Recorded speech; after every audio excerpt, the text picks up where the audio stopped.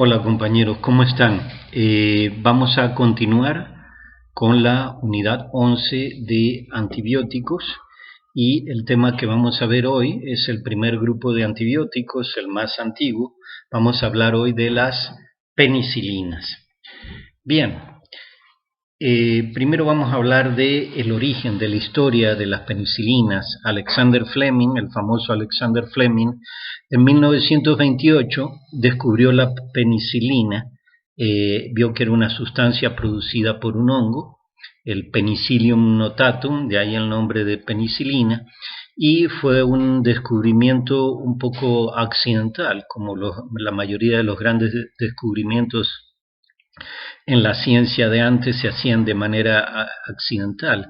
Fleming estaba haciendo cultivos en cajas de Petri de estafilococos y vio que el crecimiento de los estafilococos se inhibía en algunas partes de la caja de Petri en donde habían crecimiento de hongos de estos hongos Penicillium notatum, y en donde en la cerca de las zonas de la caja de Petri donde se desarrollaba este hongo, pues las cuentas de estafilococos estaban muy bajitas, habían pocos estafilococos, y entonces pensó que este hongo estaba produciendo una sustancia que inhibía la reproducción de las bacterias, y así fue como se descubrió y luego posteriormente se aisló la penicilina de este descubrimiento accidental. Bien, vamos a hablar de la estructura química de las penicilinas. Todas las penicilinas tienen en su estructura un anillo de tiazolidina que está unido a un anillo beta-lactámico. Vamos a mostrarles ahora esta imagen, no sé si se puede ver. Uy, me parece que no se va a ver muy claramente. Ok, como les decía que todas las penicilinas, déjenme ver, ok, creo que ahí ya se ve. Muy bien, les decía que todas las penicilinas tienen en su estructura un anillo de tiazolidina. Este que está aquí es el anillo, este que está aquí es el anillo de tiazolidina, ¿sí? Es un anillo de 5 miembros que está unido a un anillo beta-lactámico, que es este que está aquí al lado. El anillo beta-lactámico es este que está de este lado. ¿Ok? Y este anillo beta-lactámico tiene un grupo amino secundario. Muy bien, aquí lo vamos a poder ver. Aquí está el grupo amino secundario. Este N, ¿por qué se llama amino secundario? Porque está unido a dos carbonos, 1 y 2. No sé si se está viendo bien porque la cuestión luminosa aquí no me favorece mucho, pero vamos a tratar de enfocar bien. Y aquí tenemos el grupo amino secundario, 1, 2, unido a un carbono, y el otro carbono es el aquí está el carbono, digamos, de el anillo de beta-lactámico. Aquí está un carbono y aquí está el otro carbono, el grupo sustituyente, que son cadenas laterales, son radicales químicos que se sustituyen. Y este es el grupo amino secundario porque está unido a dos carbonos, un carbono de aquí y un carbono de aquí.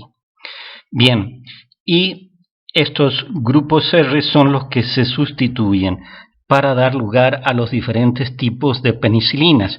Esta es la estructura general del ácido 6-aminopenicilámico. Y se sustituyen aquí los grupos R por grupos químicos para dar lugar a los diferentes tipos de penicilinas: ampicilina, amoxicilina, dicloxicilina. Dependiendo de lo que sustituyamos aquí, vamos a tener los diferentes tipos de penicilinas. Bien, espero que lo hayan visto bien, porque me ha costado mucho porque no puedo ver desde arriba bien. pero esa es la estructura general de las penicilinas, el ácido 6-aminopenicilámico, que ya me lo pondrán en una tarea, buscarán la estructura en los libros, ya sea en el Goodman y Gilman, en el Katsum o en internet, y me lo pondrán en la tarea que les voy a pedir dentro de un rato. Vamos a ver la clasificación de las penicilinas. Hay tres grupos principales de penicilinas. Hay una cosa que me olvidé de decirles, la estructura, que se los voy a volver a mencionar. Vamos a tratar de ponerles otra vez esto cerca. Y bueno, espero que vean aquí el anillo beta-lactámico. Este es el anillo beta-lactámico de 4 miembros. El anillo beta-lactámico de 4 miembros. Y este es el anillo de tiazolidina de 5 miembros. Obviamente este nitrógeno y este carbono lo comparten. Estos dos elementos los comparten ambos anillos. Y aquí este es el lugar en el anillo beta-lactámico donde actúan las beta-lactamasas bacterianas. Algunas bacterias se han hecho insensibles a las penicilinas porque sintetizan una enzima que rompe aquí el enlace beta-lactámico del anillo beta-lactámico. Y también hay amidasas que rompen el enlace amida entre el grupo amino secundario. Este es un enlace amida que une con el grupo sustituyente. Ya dijimos que esto es lo que cambia para dar lugar a los diferentes tipos de penicilinas. El enlace amida que hay entre el grupo amino secundario y el grupo R, aquí también hay enzimas que producen las bacterias que pueden romper el antibiótico para hacerlo inefectivo. O bien son beta-amidasas o bien son beta-lactamasas, las enzimas que producen las bacterias para salvarse del ataque de los antibióticos. Bien, ya dicho eso, vamos a la clasificación de las penicilinas. Hay tres grupos principales.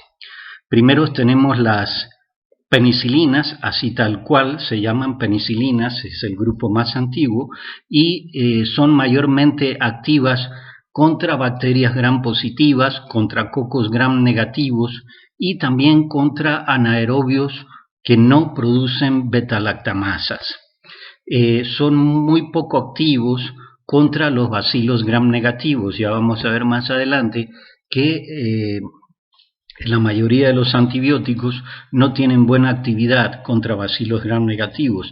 De ahí la importancia del descubrimiento, del diseño de los antibióticos del tipo de los aminoglucósidos, como la gentamicina, que son de los antibióticos más efectivos contra bacilos gram negativos, que son muy resistentes a la mayoría de los antibióticos. Entonces son las penicilinas, este grupo más antiguo de penicilinas, tienen una gran actividad contra microorganismos gram positivos, contra los cocos gram negativos y contra los microorganismos anaerobios que no producen beta-lactamasas, y casi no tienen actividad contra bacilos gram negativos, y tienen el problema que son hidrolizadas por enzimas bacterianas, por beta-lactamasas, que ya les mencioné cuál es el lugar donde rompen esas enzimas en el anillo beta-lactámico para hidrolizar las penicilinas. Después tenemos el segundo grupo de penicilinas, son las penicilinas antiestafilocócicas. ¿Por qué se llaman así? Porque precisamente son resistentes a las beta-lactamasas producidas por estafilococos. Son activas obviamente contra estafilococos, también contra streptococos, pero no tienen actividad contra enterococos, contra las bacterias anaeróbicas, ni tampoco contra los cocos, y tampoco son efectivas. Las penicilinas antiestafilocócicas tampoco son efectivas contra los bacilos gram negativos. Y aquí en este grupo, como ejemplo, tenemos la nafcilina, la flucloxacilina, la meticilina, la oxacilina, la cloxacilina, la dicloxacilina. Todos esos son penicilinas antiestafilocócicas. Y el tercer grupo de penicilinas, que es el más moderno, son las penicilinas de amplio espectro, que tienen el espectro antibacteriano de las penicilinas clásicas del primer grupo y además tienen una actividad mejorada, bastante mejorada contra los microorganismos gram negativos. Es decir, estas penicilinas de amplio espectro se llaman así porque son muy parecidas, tienen el espectro antibacteriano de las penicilinas clásicas, es decir, muy efectivas contra microorganismos gram positivos, cocos gram negativos y anaerobios no productores de beta-lactamasa, pero además les mejoraron la actividad en su diseño químico, le mejoraron su actividad para matar bacterias gram negativas. El problema que tienen también estas penicilinas de amplio espectro es que también son hidrolizadas por las beta-lactamasas, pero ya vamos a ver que hay una manera que se pueden proteger estas penicilinas de amplio espectro. Dentro de las penicilinas de amplio espectro está la muy conocida ampicilina, que ya habrán oído nombrar, también la amoxicilina, la pivampicilina y también un grupo de penicilinas que actúan contra las pseudomonas, son específicas para atacar pseudomonas, que son la carbenicilina, picarcilina y azlocinina. Esas son las penicilinas anti-pseudomonas: carbenicilina, ticarcilina y azlocilina. Bien, vamos a ver el mecanismo de acción, cómo actúan las penicilinas para inhibir el crecimiento bacteriano, para matar a las bacterias. Las penicilinas inhiben el crecimiento de las bacterias interfiriendo en la síntesis de la pared celular de la bacteria. Lo que hacen las penicilinas es fijarse en unas proteínas específicas de la pared celular para inhibir a la enzima de transpeptidación. La enzima de transpeptidación que tienen las bacterias es una enzima que permite la formación de puentes cruzados entre las cadenas peptídicas que forman el esqueleto de péptidoglucano de la pared celular bacteriana. Entonces, así inhiben las penicilinas la síntesis de la pared celular bacteriana. Se fijan en proteínas específicas de la pared celular bacteriana, que se llaman proteínas fijadoras de penicilinas o PFPs, y al fijarse en las PFPs ya pueden inhibir a la enzima de transpeptidación, que, como les dije, es una enzima que va a dar lugar a la formación de puentes cruzados entre las cadenas de pequeñas proteínas que forman el esqueleto de péptidoglucano de la pared celular bacteriana. Ese es el mecanismo de acción por el cual las penicilinas inhiben el crecimiento bacteriano. Vamos con los usos clínicos de las penicilinas. Son muy utilizadas aún hoy en día, a pesar de ser los antibióticos más antiguos, que se empezaron a utilizar a partir de 1929. Se siguen utilizando mucho, siguen siendo muy efectivas, sobre todo contra microorganismos gram positivos.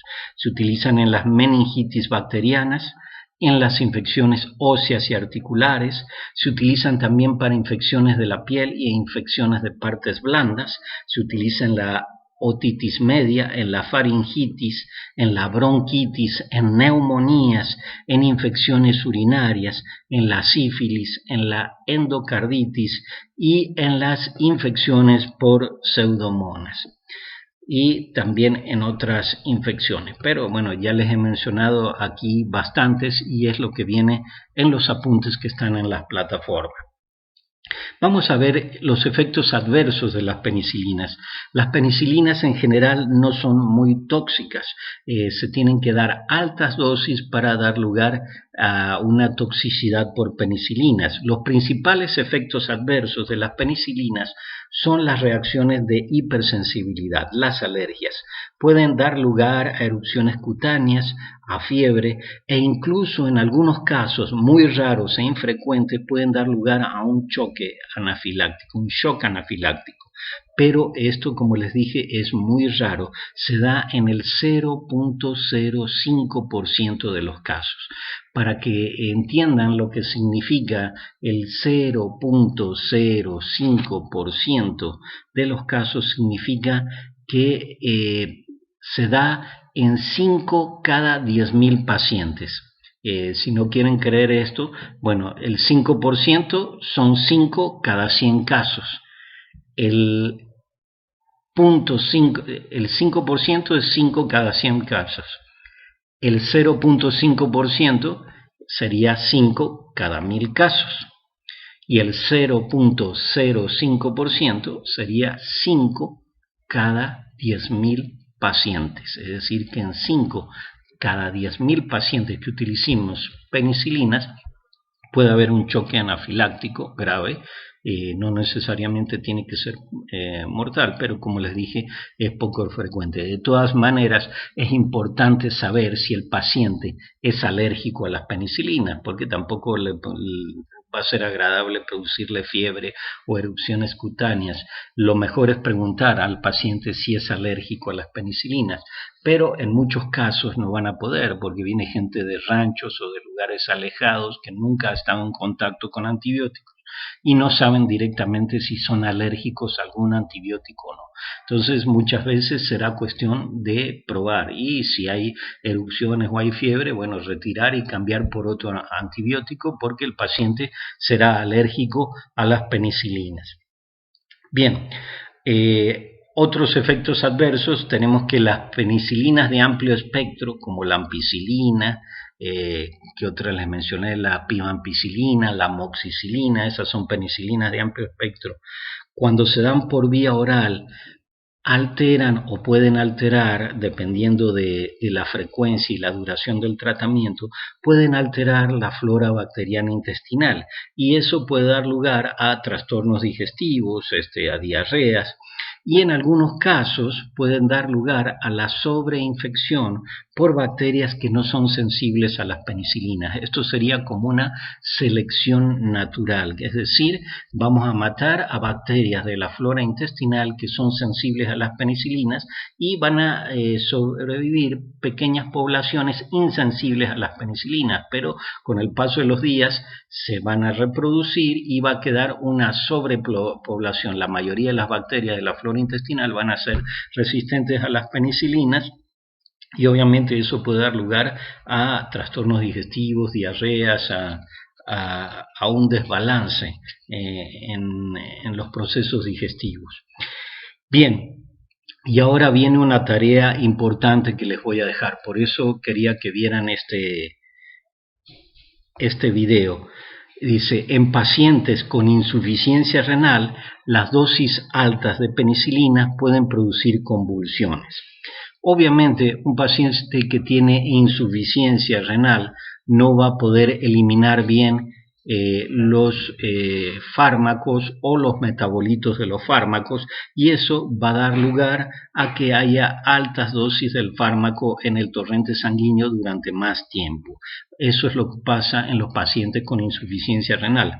Ahora bien, ¿qué es lo que va a pasar en un paciente con insuficiencia renal con altas dosis de penicilina? Bueno, va a haber altas concentraciones de penicilina en el torrente sanguíneo. Pero ¿cómo le hacen para producir convulsiones? Cuando les hablé de la clasificación de las penicilinas, en ninguna parte les dije que podían atravesar la barrera hematoencefálica. Hay algunas cefalosporinas que sí atraviesan la barrera hematoencefálica, pero todavía no he oído de penicilinas que puedan atravesar la barrera hematoencefálica. Entonces les pregunto, y esta es la tarea con la cual el primero de ustedes que responda a esta trivia y la conteste en el foro de dudas va a tener un punto más sobre la calificación de su tercer examen parcial. ¿Cómo es que las dosis altas de penicilinas en pacientes con insuficiencia renal pueden llegar a producir convulsiones? ¿Atraviesan la barrera hematoencefálica o en altas concentraciones a una proporción de la penicilina atraviesa la barrera hematoencefálica, llega al sistema nervioso central y produce las convulsiones, o cómo es que produce las convulsiones. Esa es la pregunta. Ustedes me tienen que decir por qué en pacientes con insuficiencia renal, que obviamente va a dar lugar a altas dosis de penicilina en el torrente sanguíneo, cómo es que las dosis altas pueden llegar a producir esas convulsiones en pacientes con insuficiencia renal, teniendo en cuenta que me parece que no atraviesan la barrera hematoencefálica.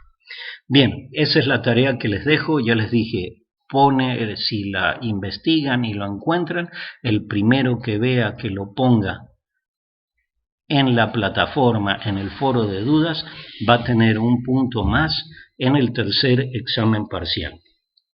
Bien, vamos con el siguiente punto, la resistencia bacteriana a las penicilinas.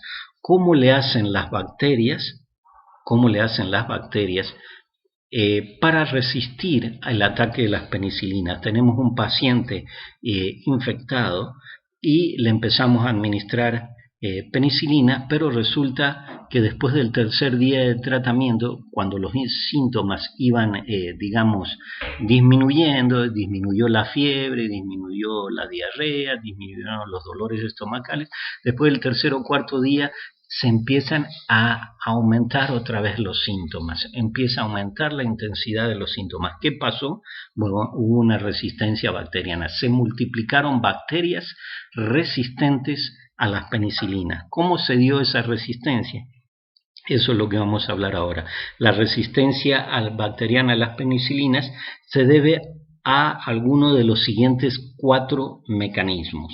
El primero de ellos que tienen en la plataforma es la inactivación de las penicilinas por las beta-lactamasas. Ya dijimos que las beta-lactamasas son enzimas producidas por las bacterias que rompen un enlace del anillo beta-lactámico y así vuelven ineficaz al antibiótico para inhibir la síntesis de la pared celular de las bacterias. Y si no pueden inhibir la síntesis de la pared celular de las bacterias, la pared celular bacteriana estará íntegra, estará completa y las bacterias podrán sobrevivir. Entonces, el primer mecanismo de resistencia de las bacterias al ataque de los antibióticos es la degradación a través de las enzimas que tienen las bacterias, que son las beta-lactamasas, la degradación de la penicilina, la degradación del antibiótico, degradación de tipo enzimática.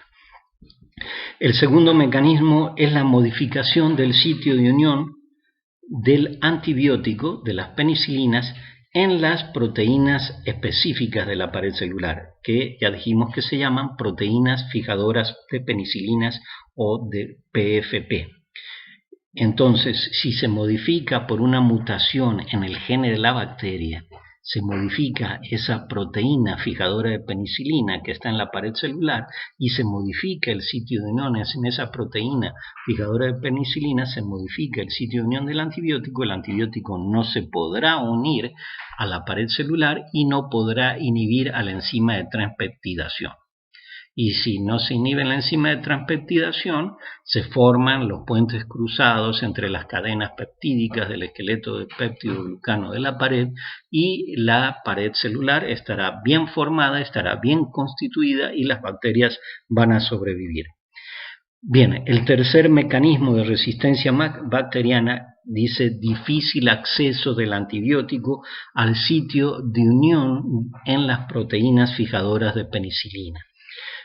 ¿Por qué este difícil acceso del antibiótico a las PFPs en la pared celular?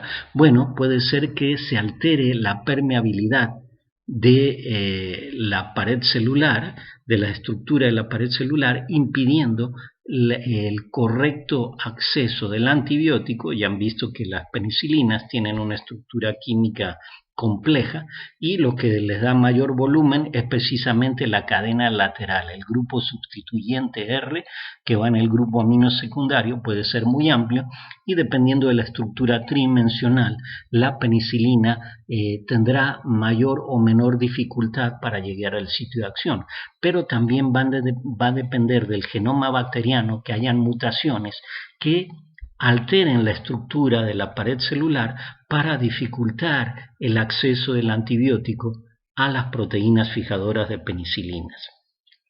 Y por último, el cuarto mecanismo para resistir el ataque de los antibióticos de las bacterias de estos antibióticos, me refiero a las penicilinas, es la presencia de bombas de flujo de antibióticos. Son bombas de transporte activo que, por ejemplo, las bacterias gram negativas, por eso las bacterias gram negativas no son muy sensibles a las penicilinas, tienen en su membrana celular bombas que efectúan un transporte activo con fuerza motriz de protones para expulsar a las penicilinas al exterior de las bacterias. Son proteínas que efectúan transporte activo con fuerza motriz de protones, como lo decían, y toman el antibiótico, toman la penicilina para expulsarlo al exterior de la bacteria.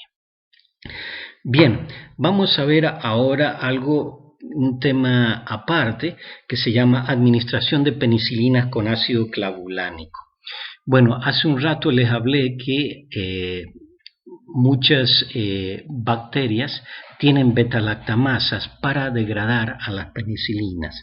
Bueno, el ácido clavulánico solo no tiene actividad antibacteriana. Si nosotros le ponemos ácido clavulánico a un cultivo de bacterias en una caja de Petri, las bacterias se van a morir de la risa, van a sobrevivir.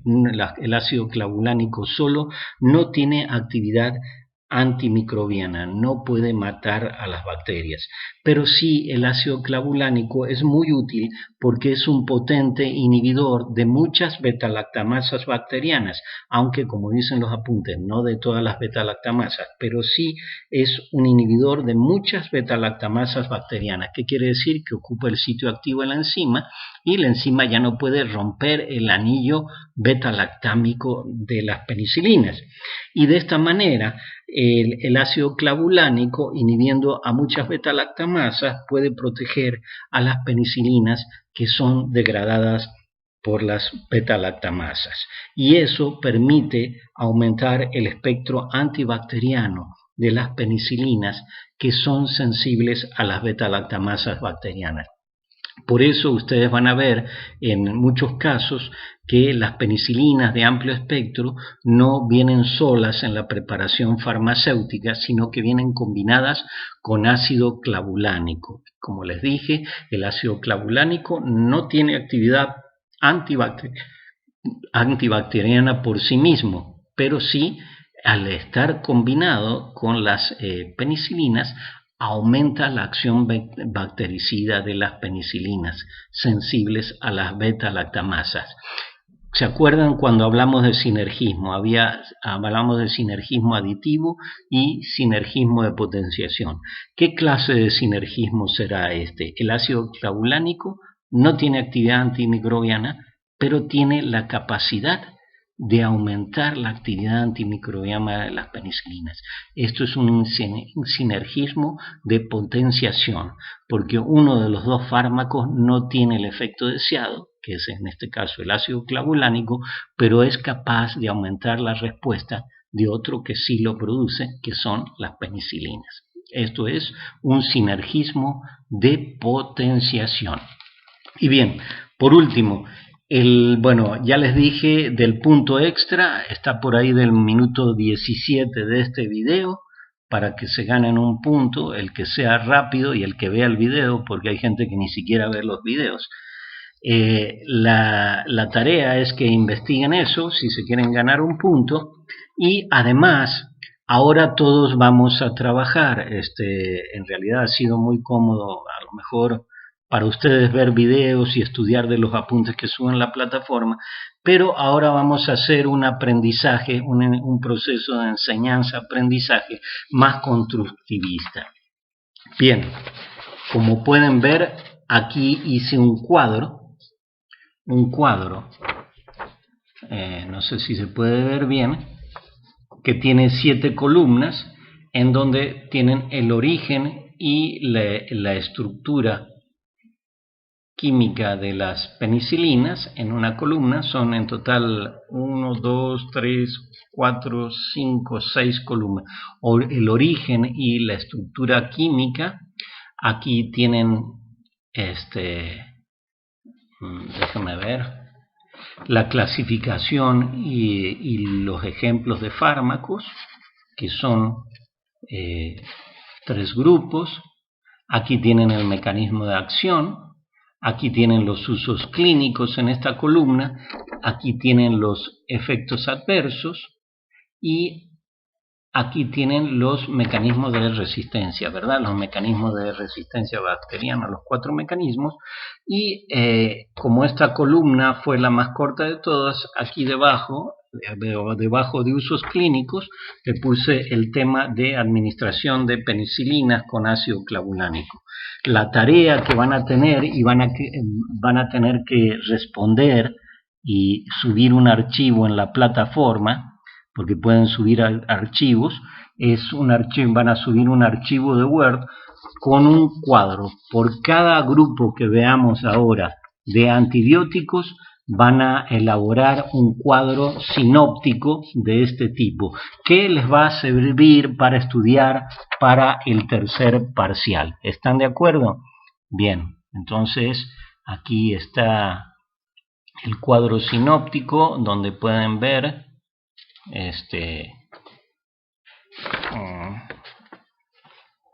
está todo al revés: el origen y la estructura química, la clasificación, el mecanismo de acción, los usos clínicos, los efectos adversos y los mecanismos de resistencia bacteriana. Y aquí en este tema, aquí aparte, bueno, utilicen una de las columnas donde ocupen menos espacio para poner el tema de combinación de penicilinas con ácido clavulánico.